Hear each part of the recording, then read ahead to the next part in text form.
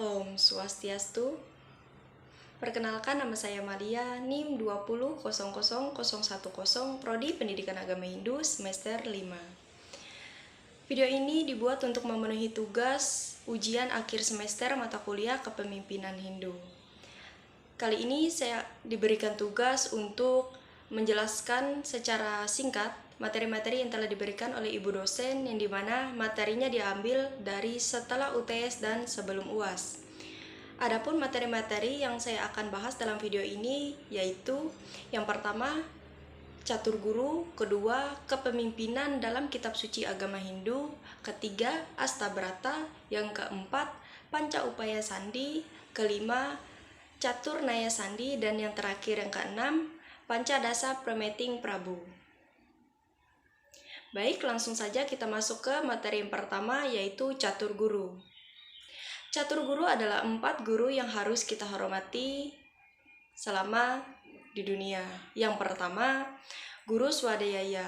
Guru Swadhyaya adalah sebutan untuk guru yang harus kita hormati Tuhan. Yang dimana contohnya seperti kita berdoa memohon berkat atas karunia yang telah diberikan oleh Tuhan selama kita hidup. Yang kedua, Guru Wesesa. Guru Wesesa adalah sosok seorang pemimpin atau pemerintah. Nah, yang dimana contohnya kita menaati segala peraturan perundang-undangan baik itu tertulis maupun tidak tertulis yang terdapat pada negara kita. Yang ketiga, guru pengajian. Guru pengajian adalah sebutan untuk guru di sekolah, yang dimana kita harus mengerjakan tugas-tugas yang telah diberikan oleh beliau. Yang keempat, guru rupaka. Guru rupaka adalah sebutan untuk orang tua kita. Beliau berjasa atas membesarkan kita dan melahirkan kita ke dunia. Nah, contohnya kita mematuhi nasihat orang tua, dan selagi mereka sakit kita membantu dan merawat mereka. Selanjutnya, materi kepemimpinan dalam kitab suci agama Hindu. Dikutip dari medianeliti.com, Weda merupakan kitab suci yang menjadi sumber segala ajaran agama Hindu. Weda merupakan kitab suci tertua di dunia karena umurnya setua dengan umur agama Hindu itu sendiri. Weda berasal dari kata bahasa Sanskerta, yaitu dari kata wid yang berarti tahu dan Weda berarti pengetahuan suci. Jadi Kitab Weda adalah kitab suci agama Hindu yang memuat tentang pengetahuan-pengetahuan suci. Nah, adapun kitab suci agama Hindu yang membahas tentang kepemimpinan yaitu kitab Niti Sastra. Sebelumnya saya akan menjelaskan tentang ada beberapa bagian di Weda. Yang pertama, Weda Sruti dan Weda Smrti. Weda Sruti adalah Weda yang diwahyukan secara langsung oleh Tuhan Yang Maha Esa atau Ida Sang Yang Widi melalui para resi. Sedangkan yang kedua, Weda Sruti adalah Weda yang disusun kembali berdasarkan ingatan-ingatan para resi. Kitab Niti Sastra. Kitab Niti Sastra adalah ajaran tentang kepemimpinan, yang dimana Niti Sastra berasal dari bahasa Sanskerta. Kata Niti Sastra terdiri atas dua kata, Niti dan Sastra. Niti memiliki arti kebijakan duniawi, etika, politik, atau peraturan atau teori. Sedangkan sastra artinya pemerintah, ajaran, atau aturan. Menurut Kamus Besar Bahasa Bali, dalam Ananda Kutsuma 1986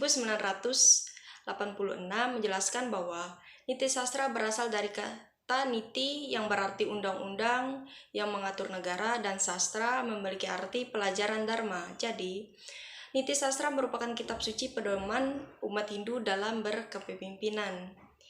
Niti Sastra sangat besar kaitannya dengan Dana Niti, Arta Sastra, Raja Dharma, Niti Sastra, dan Raja Niti.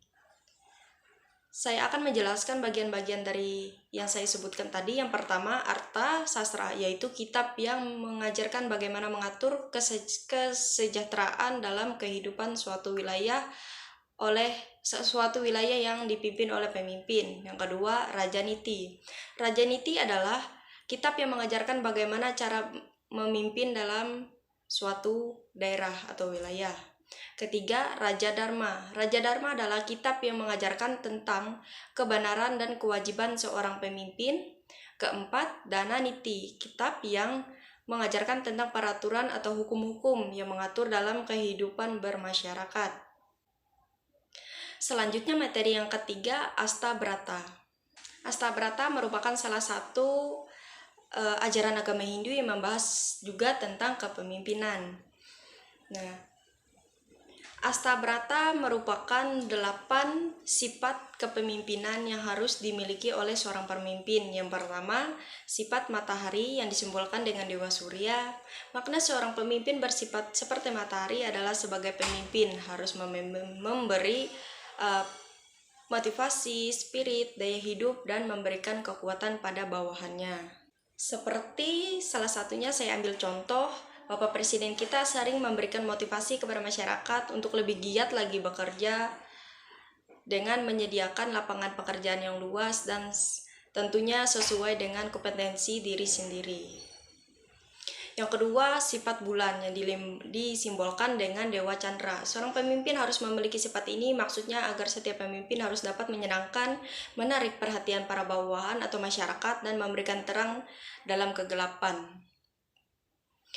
Seperti contohnya Pak Presiden Jokowi dapat menyenangkan hati para pendukung atau penduduknya dengan setiap kali ia menyampaikan kampanye atau pidato-pidato ke tempat-tempat pelosok-pelosok daerah. Ia tidak lupa memberikan hal-hal yang menarik seperti memberi pertanyaan kepada masyarakat dan memberi aplaus terhadap masyarakat tersebut dengan memberikan beberapa hadiah terhadap masyarakat yang mampu menjawab pertanyaannya tersebut. Yang ketiga yaitu sifat bintang yang disimbolkan dengan Dewa Yatma. Bintang mempunyai bentuk yang eksotis serta dapat menjadi petunjuk arah layaknya seperti kompas. Pemimpin harusnya berfungsi sebagai pemberi petunjuk, memberi arahan dan bimbingan, serta memberikan anak buahnya mampu menyelesaikan tugasnya dengan baik. Yang dimana contohnya Pak Jokowi mengadakan pertemuan antara Kapolri dan jajarannya ke Istana Negara. Pada Jumat 14/10/2022, Pak Jokowi menyampaikan masalah yang sering terjadi terlihat kepada masyarakat, warga petugas-petugas atasan seperti Kapolri sejajarannya lebih mementingkan gaya hidup dan menonjolkan gaya hidup mereka yang serba mewah, sedangkan menyepelekan tugas atau kewajiban yang seharusnya mereka selesaikan seperti kasus-kasus yang berada di masyarakat. Yang keempat, sifat angin.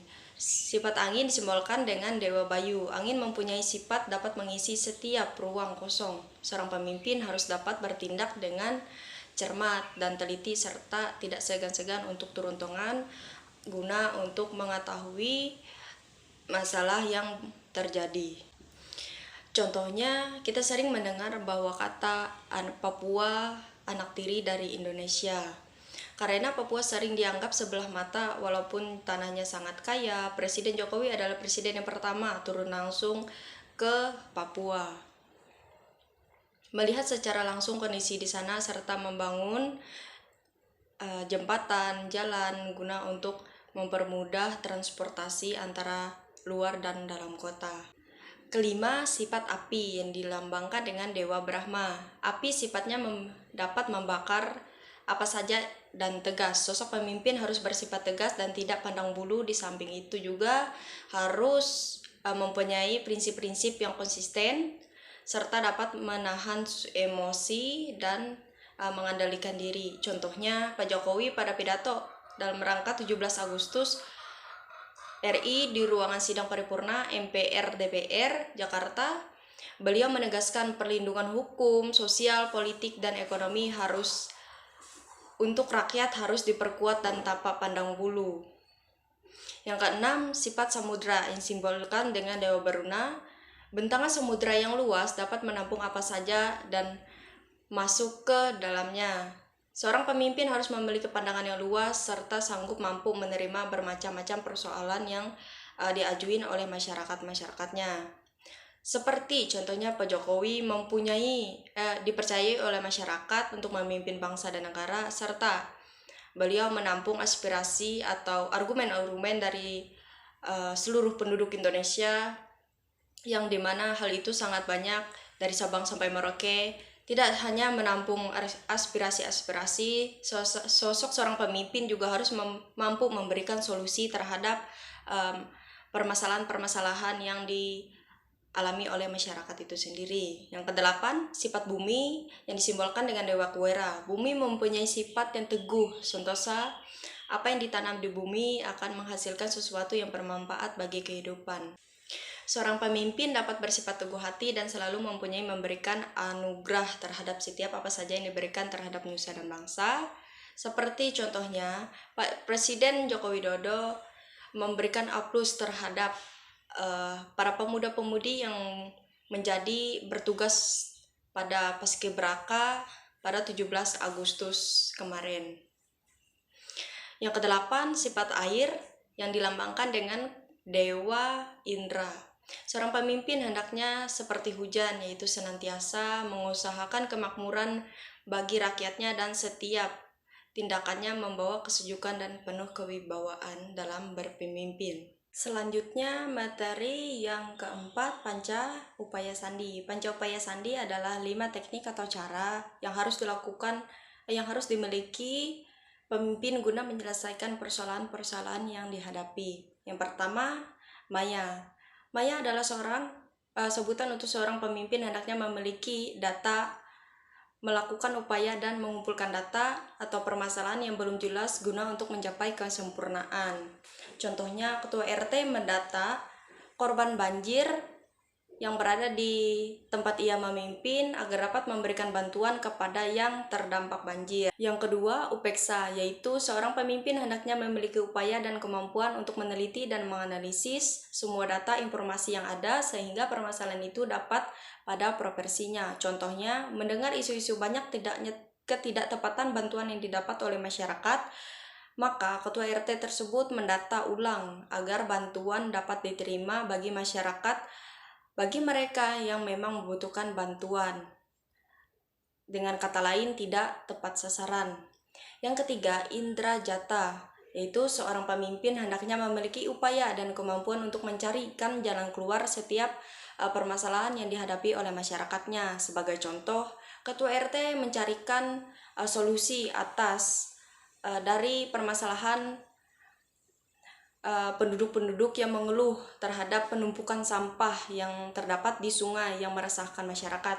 Dan ketua RT pun mengapresiasi dan mengajak masyarakat untuk gotong royong serta membersihkan lingkungan di sungai agar tidak lagi terdapat banyak sampah yang dapat mengakibatkan kebanjiran.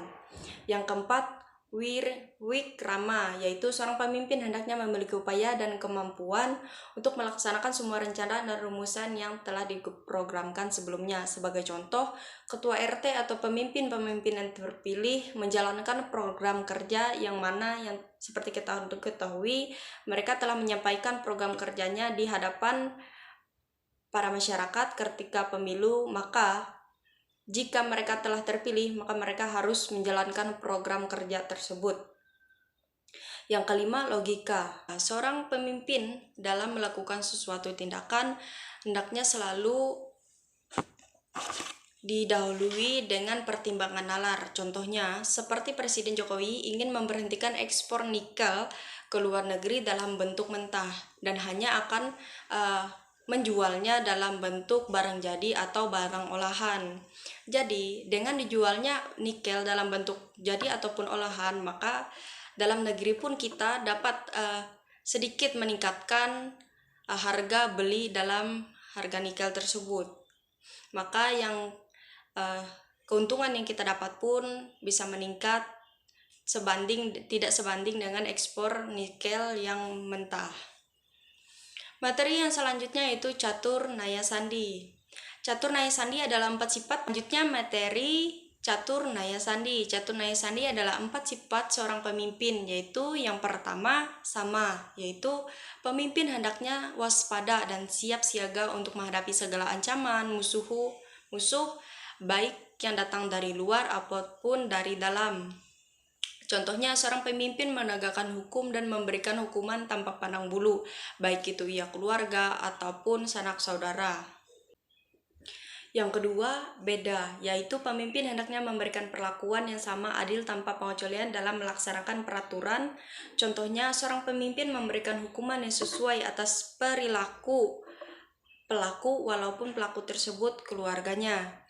3. Dana, yaitu seorang pemimpin hendaknya mengutamakan sandang, pangan, pendidikan, dan papan guna untuk mensejahterakan, memakmurkan masyarakat yang dipimpinnya. Contohnya, seorang pemimpin menciptakan lapangan kerja guna untuk masyarakat-masyarakat yang mengeluhkan banyaknya pengangguran. Jadi dengan dibukanya lapangan pekerjaan, maka akan meminimalisirkan ketidakmakmuran di masyarakat yang dipimpinnya.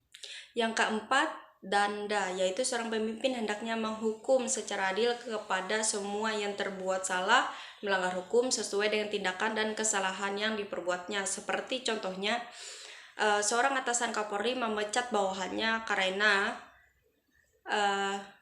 bawahannya tersebut melakukan hal yang tidak terpuji. Karena hal yang tidak terpuji itu, maka bawahannya dipecat dengan cara tidak hormat ataupun dipenjara dan lain sebagainya. Materi yang terakhir yaitu Pancadasa Prameteing Prabu, yaitu 5 sifat utama yang dipedomi dan dilaksanakan oleh setiap pemimpin. Yang pertama, wijaya, yaitu kebijaksanaan menghadapi masalah. Contohnya, pemimpin fokus pada masalah, bukan tidak terpengaruh oleh suapan-suapan para pelaku-pelaku yang tidak bertanggung jawab. Kedua, mantriwira, yaitu pemberani. Contohnya, seorang pemimpin berani turun tangan dalam menghadapi masalah, maka ia mengetahui yang benar-benar terjadi di lapangan, bukan cuma terfokus pada omongan-omongan yang tidak benar. Yang ketiga, wicakra sanangya, yaitu kebijaksanaan memimpin. Contohnya, pemimpin menginspirasi atas penyelesaian masalah yang ia selesaikan. Yang keempat, natanggawan, yaitu mendapat kepercayaan. Contohnya, pemimpin memimpin masyarakatnya karena terpilih dalam pilkada. Selanjutnya, Satya Nakti Prabu, setia dan taat pada atasan. Contohnya, pemimpin menyelesaikan tugasnya sesuai dengan masa jabatan yang berlaku. Selanjutnya, wakwimiwak, yaitu pandai berbicara. Contohnya, pemimpin menyampaikan argumen-argumennya pada saat ada kegiatan seperti pres pampres ataupun kegiatan ketika ia diminta argumentasi atau mengumpulkan aspirasi-aspirasi masyarakat serta menjawab pertanyaan yang dilanturkan oleh beberapa wartawan. Selanjutnya, di Roptasasa, teguh adalah teguh hati dalam setiap usaha. Selanjutnya, Teulenana adalah teguh iman, riang, optimis, dan antusias. Contohnya, seorang pemimpin antusias dalam menghadiri segala kegiatan yang bersifat pada tugas-tugasnya, baik itu di dalam ataupun di luar negeri. Selanjutnya, di Vidya Cita, yaitu lapang dada dan toleransi. Contohnya, pemimpin mengajak umat muslim ataupun yang lainnya yang tidak beragama Hindu agar dapat tenang dan tidak melakukan aktivitas pada saat agama Hindu melaksanakan catur barata penyepian pada hari raya Nyepi. Selanjutnya, transtrarena, yaitu tidak terikat pada kepentingan pribadi. Contohnya, seorang pemimpin lebih mengutamakan pekerjaan daripada kepentingan keluarganya sendiri. Selanjutnya, masih satresna, yaitu menyayangi isi alam. Contohnya, pemimpin mengajak masyarakat untuk melakukan reboisasi guna untuk membuat udara di sekitar tempat masyarakat tinggal lebih baik dan lebih segar. Selanjutnya, gineng pratitina, yaitu berusaha berbuat baik dan tidak mengulangi hal yang buruk. Contohnya, Pak Jokowi kemarin ingin menstabilkan harga BBM dengan menyamaratakan